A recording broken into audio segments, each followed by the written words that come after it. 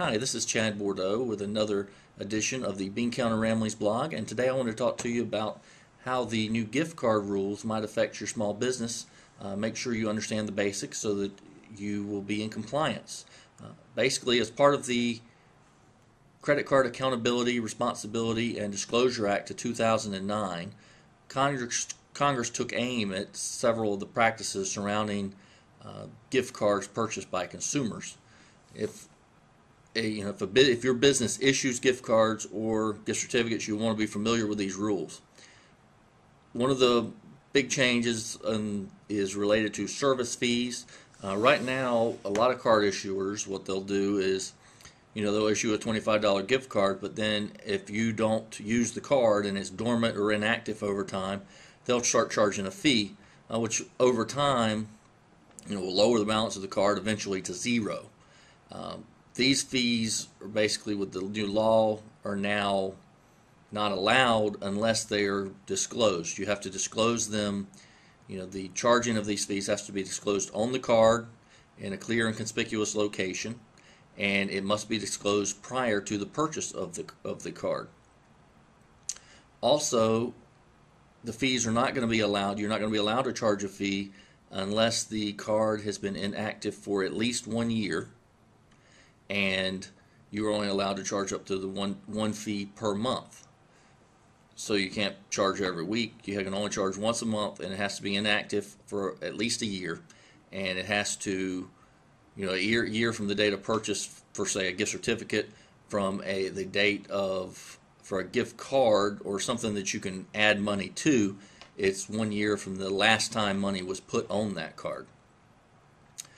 Restrictions also are placed on the expiration dates of gift cards and gift certificates. Now you're not allowed to issue a gift certificate or gift card with an expiration date of less than 5 years.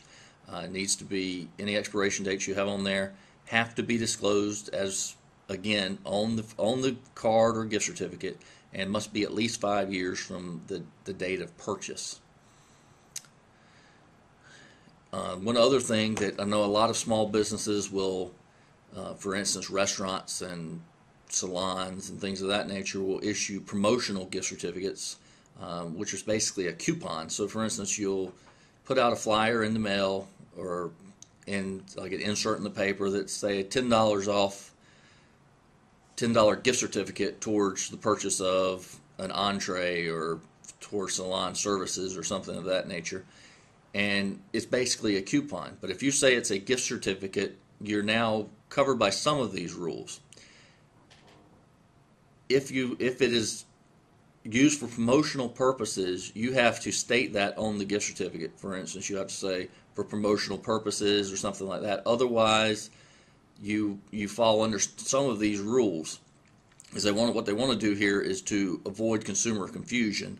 It's the difference between a gift certificate and a coupon or something like that. If you say it's a gift certificate, and you're using it for promotional purposes, you do not have to, you do not have to keep it alive for 5 years as you do under the actual gift certificate rules, but you must clearly state on the face of that promotional gift certificate that it's for promotional purposes, and you must state the expiration date.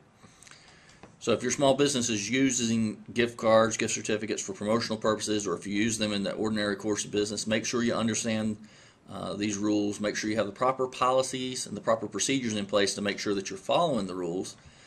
The other thing, with such an overwhelming amount of regulation that's hitting small businesses, seems like almost a daily basis now, make sure that you are receiving the proper guidance from your accountants, your attorneys, and what other advisors that you might have to make sure that you're following all these new rules and regulations that are affecting all the different aspects of your business. Until next time, this is Chad Bordeaux with the Bean Counter Ramblings blog.